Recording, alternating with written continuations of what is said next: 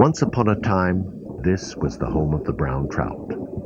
Many different fishes, birds, and animals called this their home, and they were all dependent on the brown trout for their survival. Today, the situation is different, here as in so many other bodies of water. Just think, what if we could turn the clock back, the dream of every true sport fisherman, to a time when big brown trout abounded?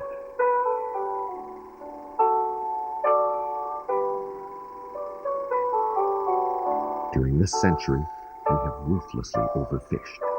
We have exploited the water and we have polluted it. Then as now, politicians, yes, all of us, chose to look the other way, and the consequences were left for future generations. Biologists, fishery managers, and anglers alike understood at an early stage what was happening, but again, then as now, they were fighting an uphill battle. For net fishermen, life was simple. When the fish supply dwindled, they simply moved on to the next place, and fish farms were another shortcut, supposedly a substitute for Mother Nature's own methods. But there exists a place where brown trout still abound in unspoiled natural surroundings, a living example of how things used to be, an area where sport fishing has become an important source of income which both preserves and benefits the fish.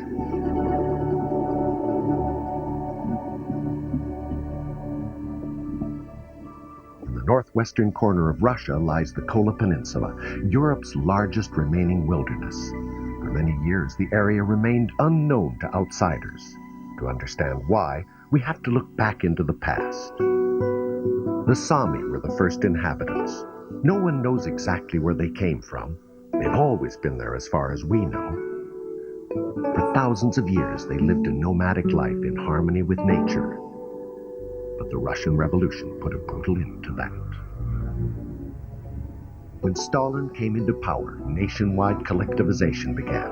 Not even the Sami were spared. The Sami culture was forbidden. They were moved by force to other areas. Entire villages were razed and reindeer herds were confiscated.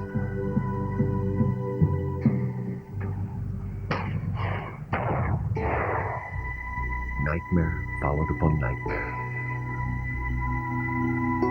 The Sami, who in their own language lacked a word for war, found themselves in the middle of a huge political conflict. Deprived of their homes and possessions, they were forced to take part in a war they didn't create.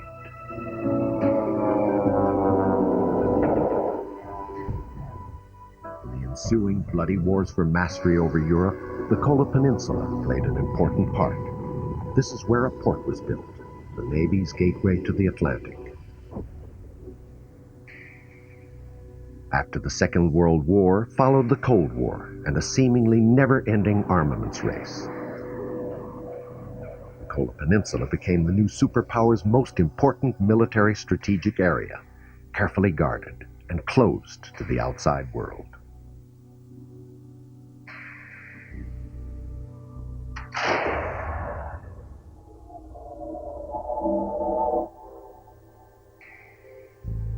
But the armaments race drained the Soviet Union.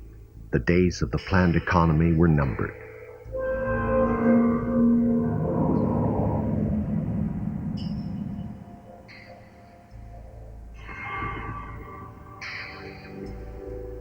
The Soviet Union became Russia again, a country on the road to ruin, and in desperate need of new, fresh ideas.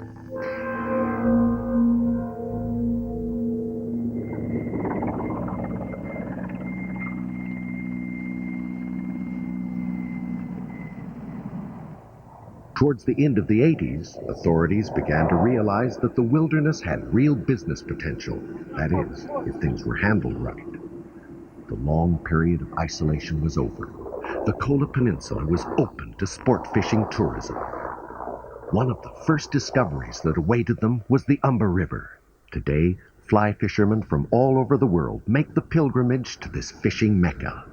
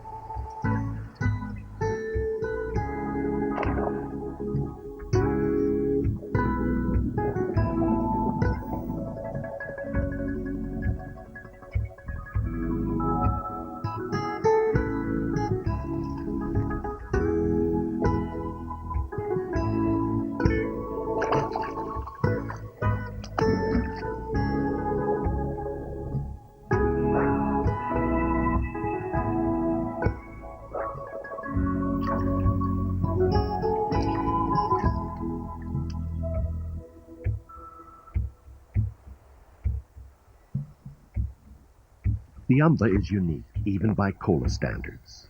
Several different stocks of Atlantic salmon live here, and fish migrate up the river all year round. Ever since the first settlers came to the area during the 13th century, salmon fishing has been an important part of their livelihood. And just as it is on the other rivers that flow into the White Sea, fishing has by tradition been a community activity. The method is simple and ingenious. The salmon are caught in a trap as they swim up the river to spawn. And as truly as the farmer must save seed for the next year's crop, the villagers release most of the salmon, allowing the fish to continue upstream to their spawning grounds, thus ensuring future yields of fish. This wise tradition has made fishing profitable for centuries without depleting the fish population.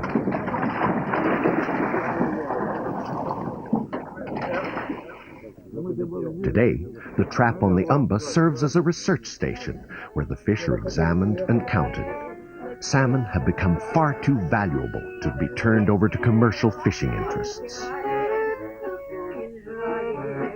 Sport fishing tourism has turned out to be an even more profitable source of income. Guides, boat operators, camp staff, biologists, fish wardens, builders, artisans, all of them now rely on tourists for their daily bread.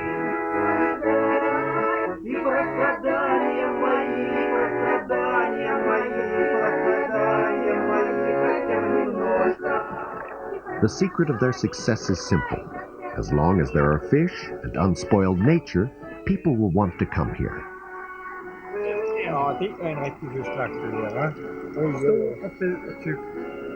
The number of guests is strictly limited, and only fish that are to be eaten at the camp can be landed. And great efforts are being made to protect the river as well as the fish. There are more than 70 salmon rivers on the Kola Peninsula, and in 25 of them, sport fishing tourism has already begun in earnest. That is, up until now.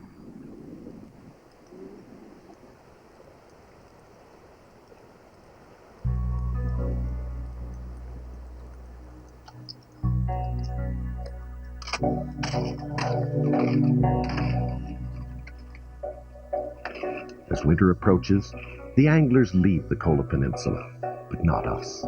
We are headed north to explore the very heart of the peninsula, the vast tundra. Thousands of lakes and streams are to be found all over the trackless tundra, most of them still completely unexplored.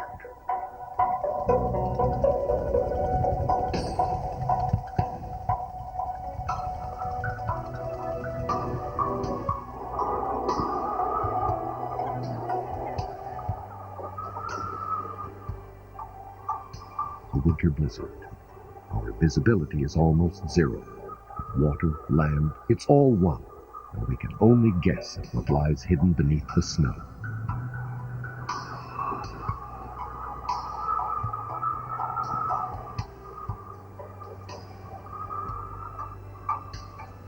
At last we catch sight of something. Water flowing through a strait reveals one of the countless lakes. This is where we make our camp.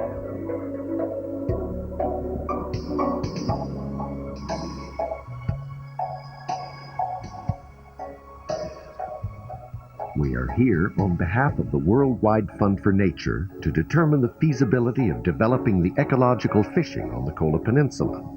And together with our Russian colleagues, we are going to map out new fishing areas where other species of fish are to be found. The thing that has attracted us to this area, and which interests us the most, is the brown trout of the tundra.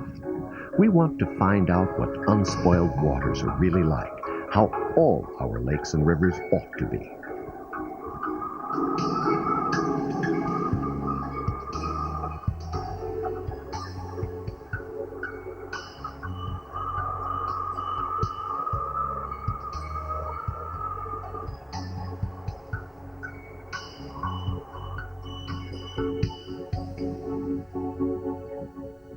As dawn breaks, the storm subsides, for this time.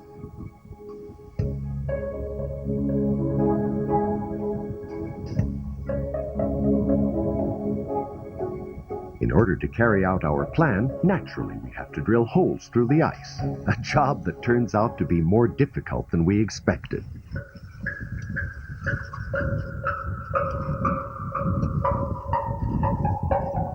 Bravo!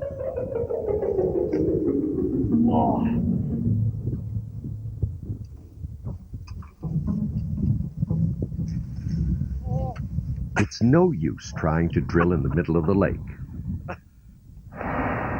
The thickness of the ice here will have to remain an unsolved mystery. But near the strait, the ice is thinner, so we give it a try. We get as close to the edge of the ice as we dare, but our fears proved groundless. The ice is at least a meter thick even here.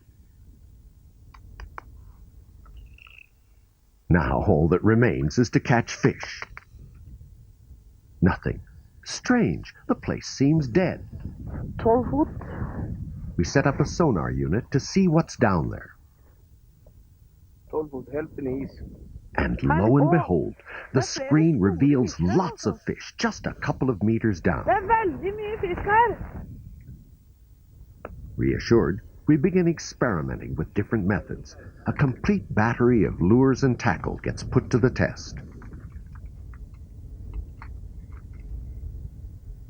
But fishing requires patience and concentration. Every movement the lure makes is important.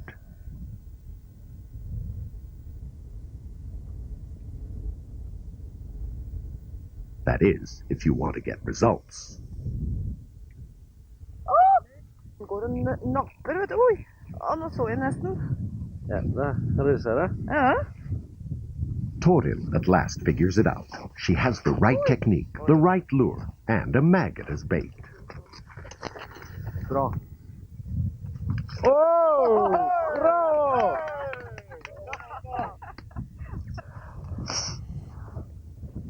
Fy søren. Se på den flotte fisken da. We were right. There are lots of beautiful brown trout here. The trick is getting them to take the bait. During the winter, they move as little as possible, conserving their energy until the ice melts in the spring.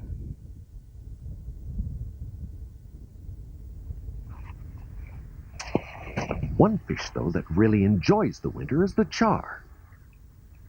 The char is a close relative of the brown trout and the salmon, but it still feeds despite the fact that the water is nearly frozen, only 1 degree above freezing.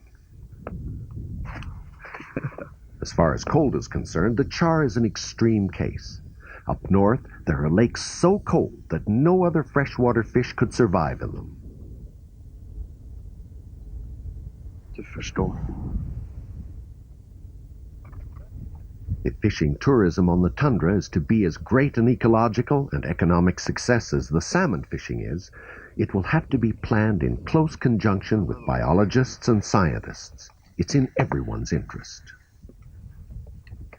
So these two gentlemen are scientists from Finro Scientific Research Institute, and we operators engaged in sport fishing business are always ready to take scientists with us, because we are also interested in to know what you have today and what we leave for tomorrow for our children and grandchildren.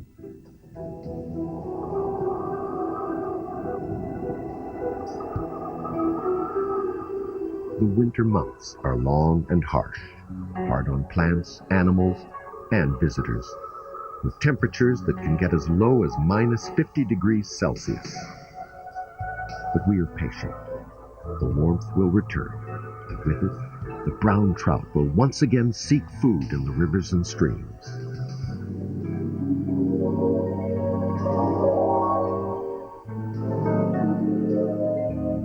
Winter is over for now, and the short, intensive summer bursts forth in all its glory.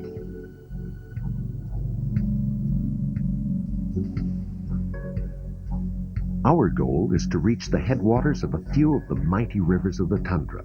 The plan is for our expedition to travel in canoes and catamarans.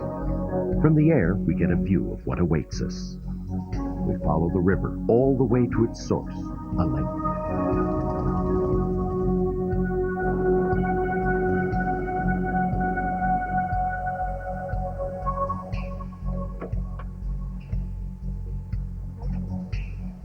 In order to accomplish our mission, tons of equipment and supplies are needed. The research team and the diving team require lots of technical equipment. And we have to carry everything with us, from tools to medical supplies, because during 1 month we must be entirely self-sufficient. Food, fuel, shelter, transportation, everything.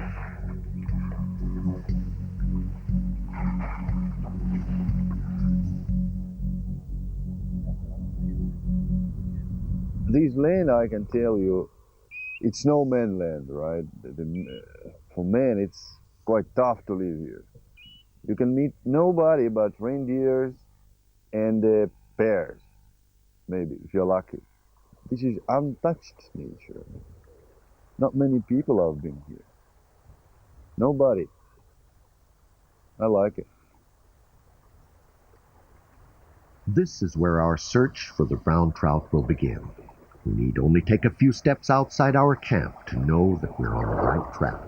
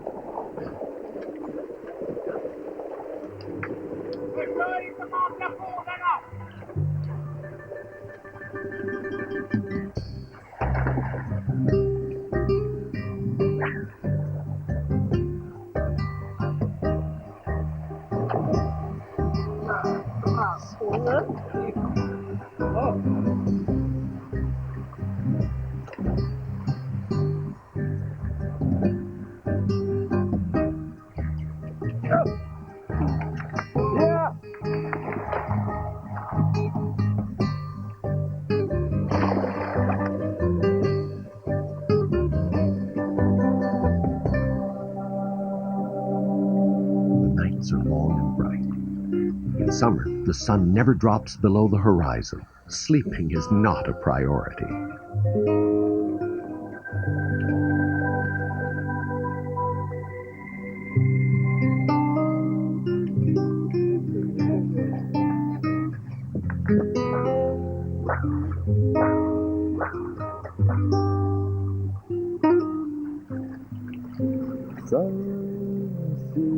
Казался я таким же калёным,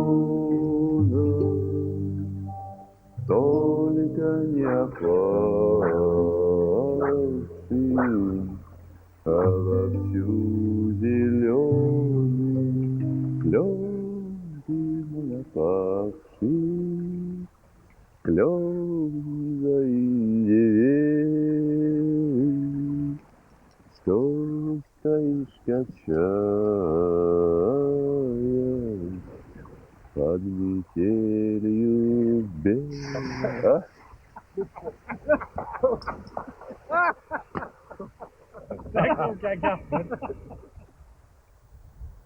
We soon lose all concept of day and night. We leave the camp to explore. The absence of mountains and other landmarks makes it easy to get lost on the tundra. As soon as we lose sight of the river, it becomes necessary to find our way using navigation equipment, even in good weather.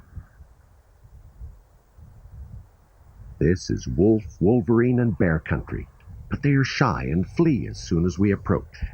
We find their tracks everywhere. 500 meter från campen. Ja. Första björnspår. Han är inte långt bort den här. Tillräckligt stor. Ett slag och 14 är tom. Predators needn't starve here, since reindeer abound. Well away from the camp, we make an unexpected discovery. Väldigt gammalt hus, där kan man gå in. The door is open, so we go in. It's not very easy to get here, right? I mean, you gotta have a special purposes to come over here. It's a hell of a lot of kilometers from everywhere. It's really middle of nowhere. I mean, what for? Just special purpose.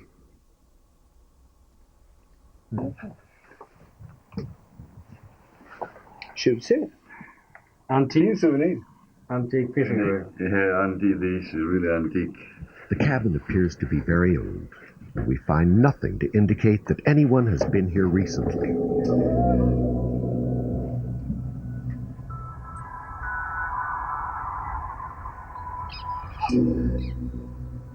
The weather changes very fast.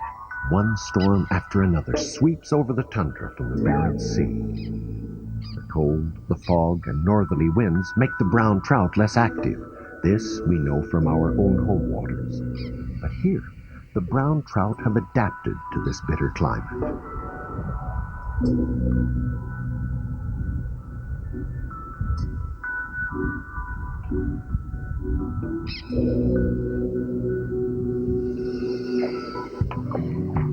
Jag känner stor.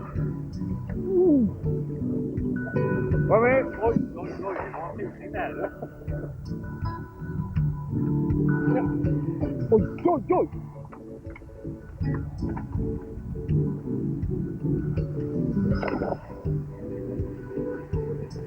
Åh, vad är fin den är. Ändå blir jag hungrig.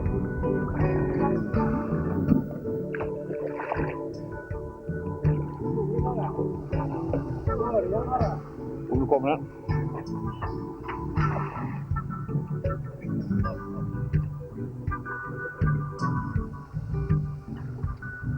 Det är en fisk! Oj, oj, oj! Kan det vara bättre? Inte alldeles guldfärgad. Oj, oj, oj, oj.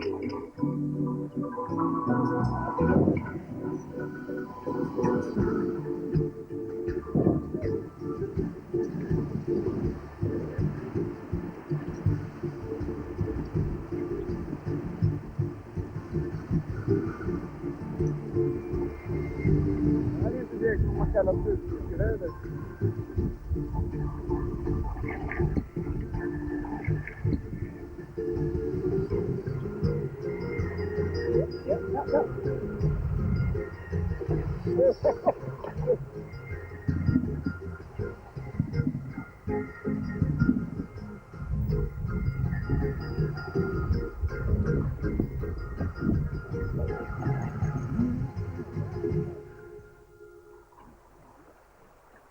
When the days get warmer and the water temperature rises, insect activity increases drastically. And that's when the brown trout really get moving.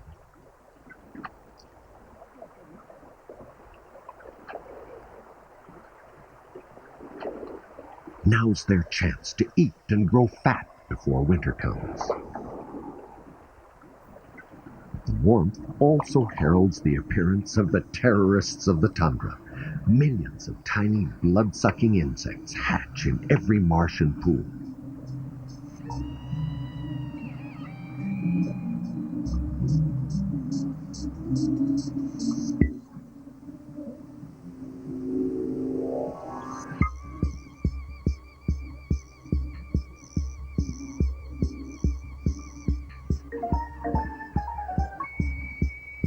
Nytt är en inställningsfråga.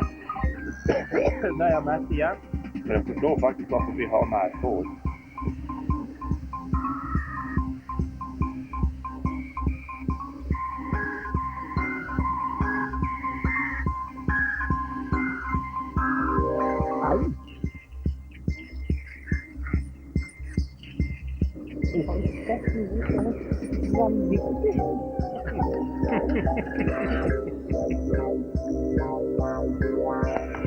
Detta är vinnerliga mygg.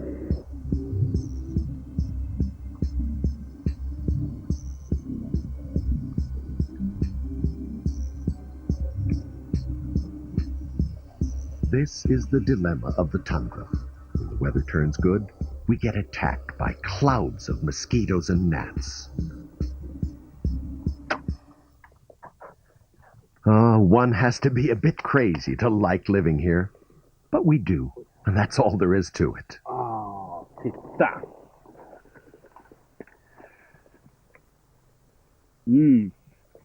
Och vilken doft! One of the greatest pleasures is the food. Although our larder is filled to the brim, we can't resist sampling the delicacies of the tundra. Smörstekt öring i crème fraîche. Vad säger ni om det? Det är helt okej. Vad ska vi säga? Our cook sees to it that no one goes hungry. Det blir helt nydelig.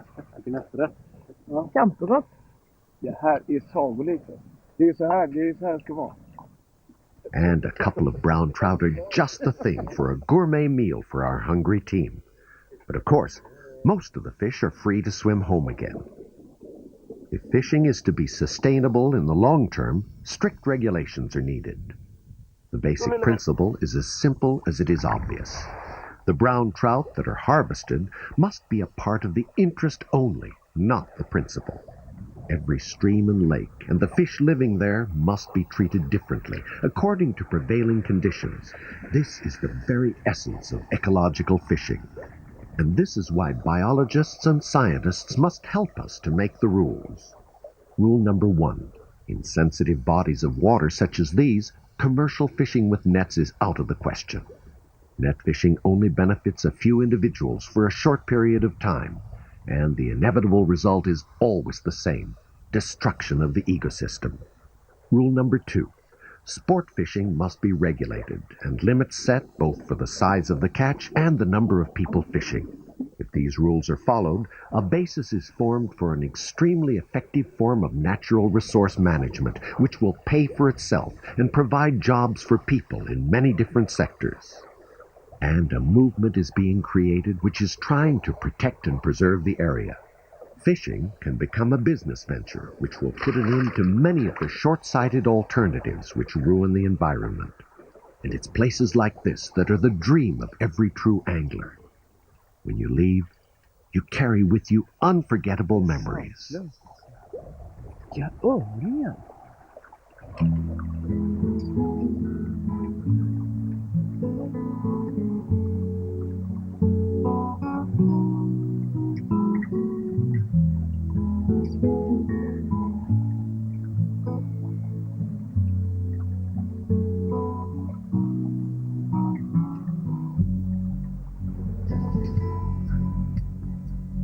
It's time to pull up stakes.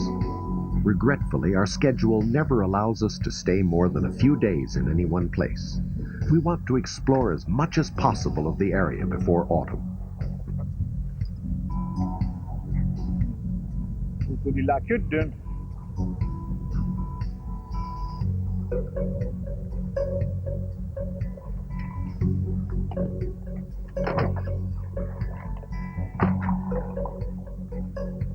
We travel northward, towards the Barents Sea.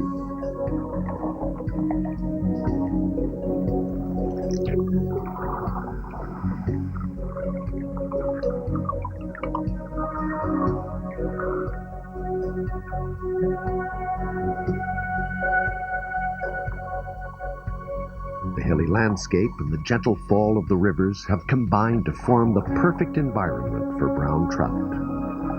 The rivers pass through a system of lakes, each lake connected by rapids, pools, and stretches of smooth water.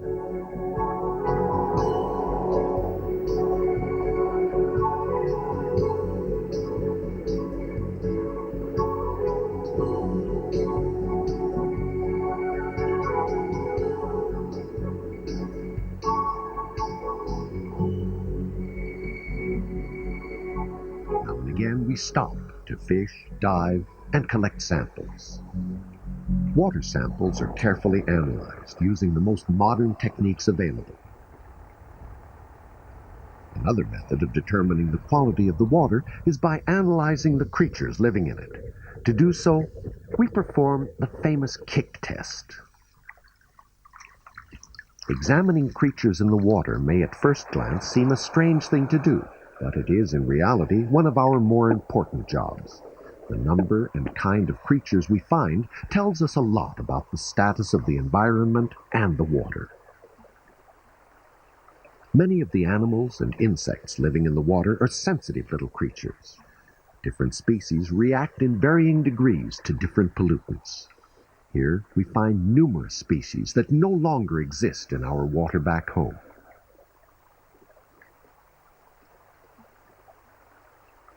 This means that this water system has been spared from environmental destruction. And this is of great importance for the fish, birds, and animals living here. If the water is healthy, life in it will abound.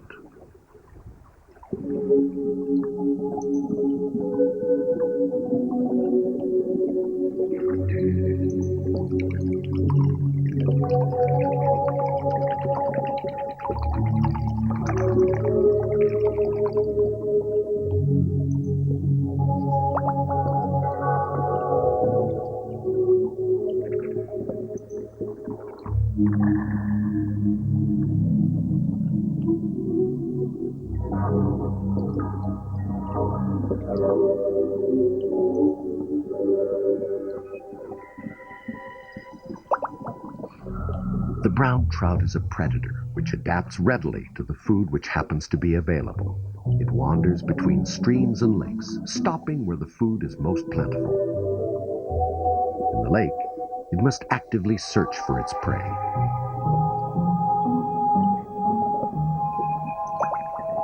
In the river, another tactic is used. It stakes out its territory and then lies in wait until its prey comes floating by.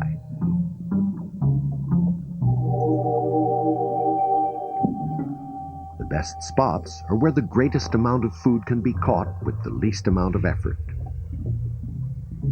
These places are always taken by the biggest fish.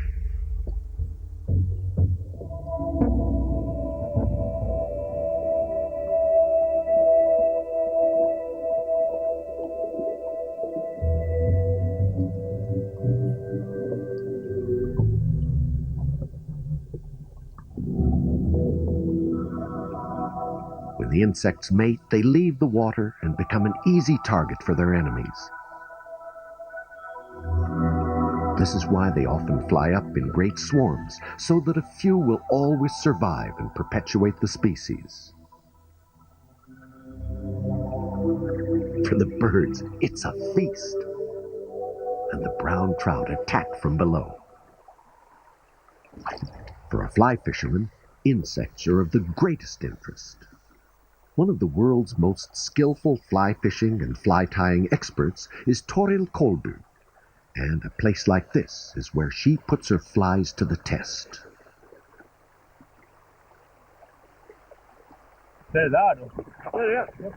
Toril has devoted much of her life to the study of the biology and behavior of insects and how to best imitate them.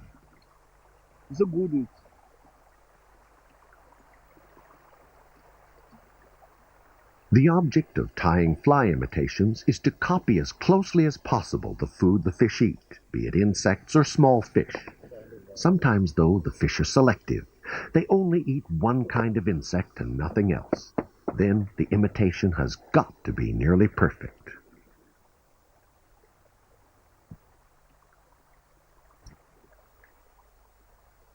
Being a skillful fly tyer requires both know-how and inventiveness, and a healthy dose of manual dexterity as well. Toril's skilled fingers conjure up a steady output of new fly patterns and designs.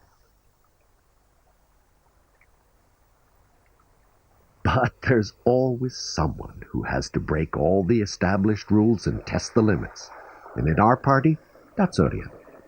He's tried out some pretty strange ideas in his time, but this one takes the cake. He's brought with him a whole box filled with, believe it or not, earplugs. Do you think I can catch a trout? No. Oh, what is no? Are you kidding me? I'm gonna catch a trout. Otherwise, I don't go home. I'm afraid you are too risky. Another bet you're gonna lose. It's unbelievable, but I don't know, maybe. No, actually not. I don't believe it. Okay, let's see. Still, I don't believe it. Okay, let's see. I'm gonna go out, try it. All right, go ahead.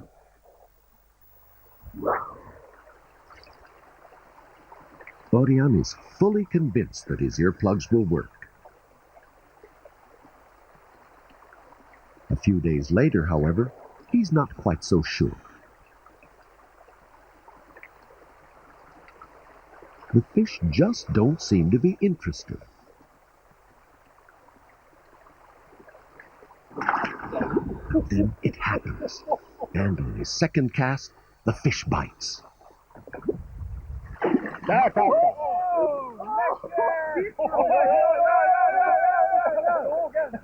I did not believe it. I didn't believe it. But now, I don't know what to say. Look at it. Just watch him. Keep an eye on him. Orion's fishing methods are unconventional, to say the least. When he goes to take a drink, Orion uses his dipper as usual. And, as usual, he finds a few insects floating in the water. Nothing to get upset about. But what he didn't expect was a tiny brown trout. The fry of the brown trout can provide answers to many of the questions our researchers have. When we find an area with a lot of fry, we know that that's where brown trout spawn, because the fry always spend the first summer in the place where they were hatched. In order to gain more information about the brown trout stock, fry are caught and counted.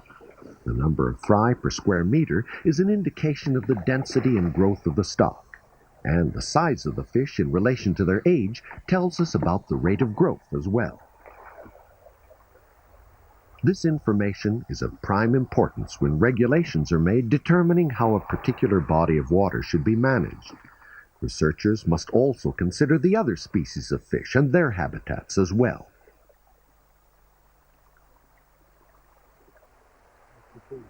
Although science has devoted a lot of attention to the biology of the brown trout, a number of questions still remain.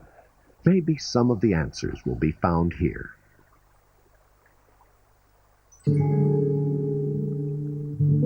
For a long time, the seemingly endless variations in color and appearance of the European trout mystified scientists. There seemed to be no end to the number of new species being discovered. There were different kinds of trout living in lakes. Others lived in rivers. In the smallest brooks, they found dwarf trout.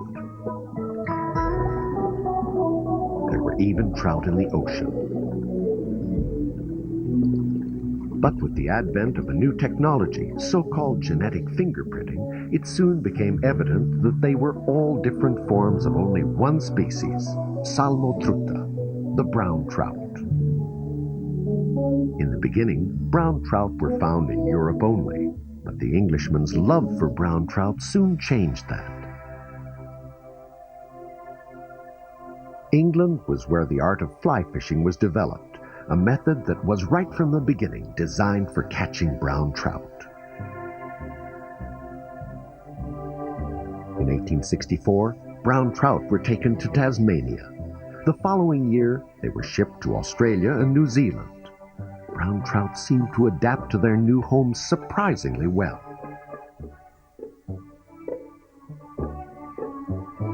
Then things began in earnest. Eggs and fry were sent to all of England's colonies and as gifts to by and large every country where it was thought that they would thrive. Within 100 years, they had been planted in nearly every part of the world. Meddling with Mother Nature has turned the brown trout into one of the most widespread and popular fishes in the world.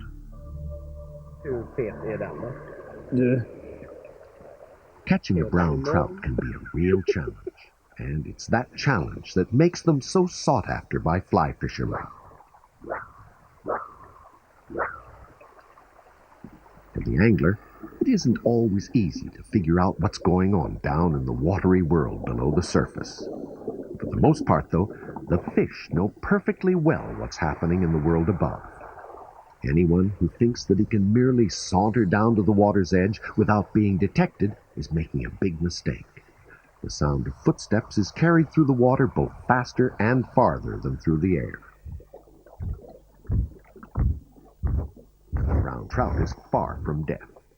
With its inner ear and sensor pores along the lateral line, it can clearly sense if something or someone is approaching.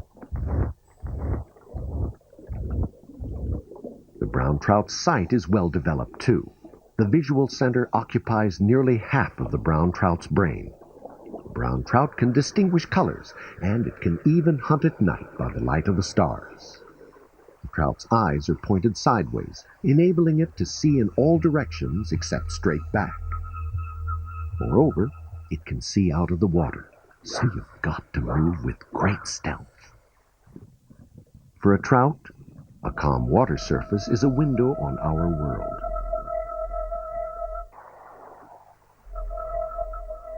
Anything that lands on that window is fair game for a hungry brown trout.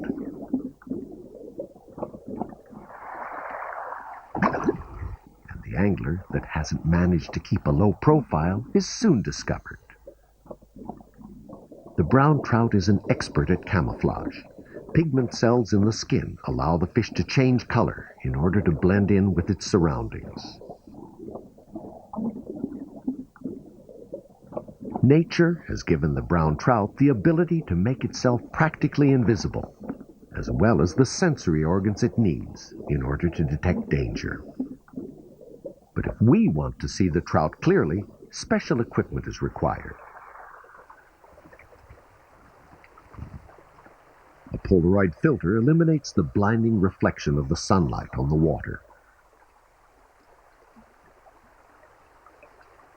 But even if we can't see the fish, it's possible to figure out where they are hiding.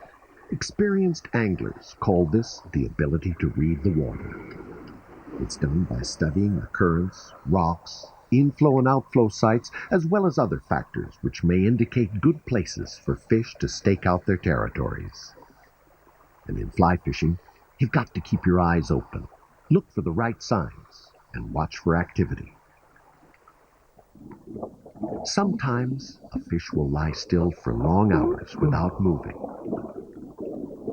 only to suddenly rise and begin feeding on insects floating on the water. Merely watching this is a pleasure in itself.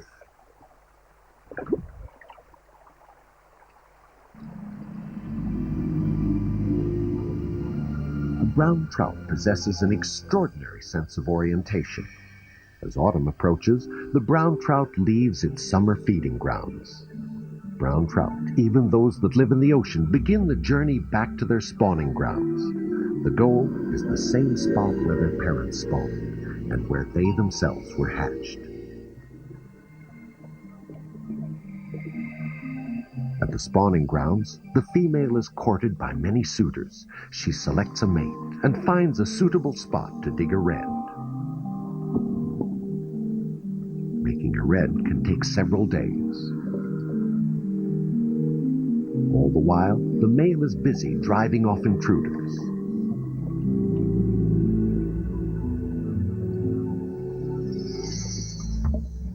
Once the eggs have been fertilized and covered up, the parents leave the spawning grounds.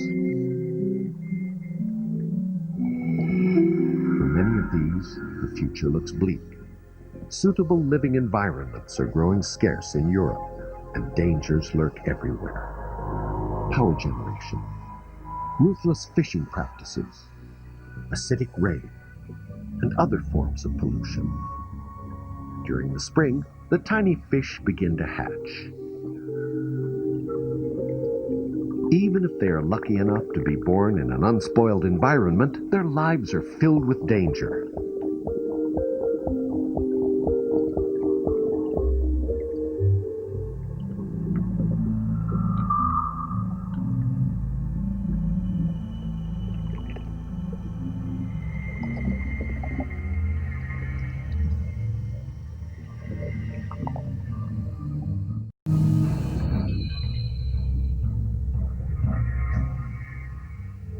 But As they grow, they leave many of their enemies behind, only to become the prey of other predators.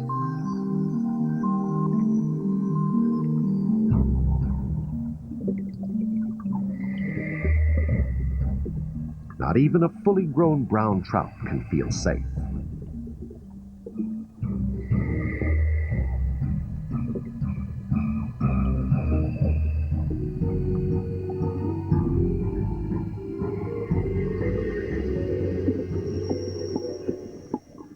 Only a few survive and live to spawn. Those that do possess the qualities necessary for survival in their particular environments. Without natural enemies, the brown trout stock would become weak. Thus, predators and competitors fill an important function in the ecosystem. Paradoxically, the brown trout needs its enemies just as much as they need it.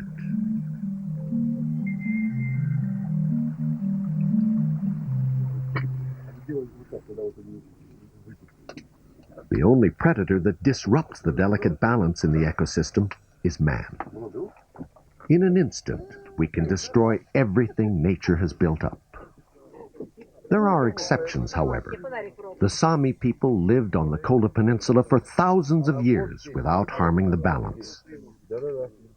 Now they have returned to the tundra and their traditional ways.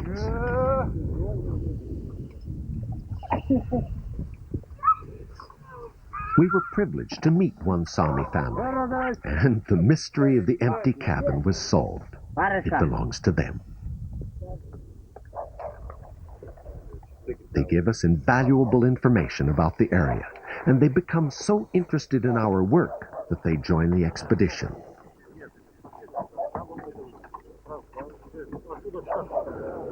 All at once, we have a terrain vehicle and guides who know the area.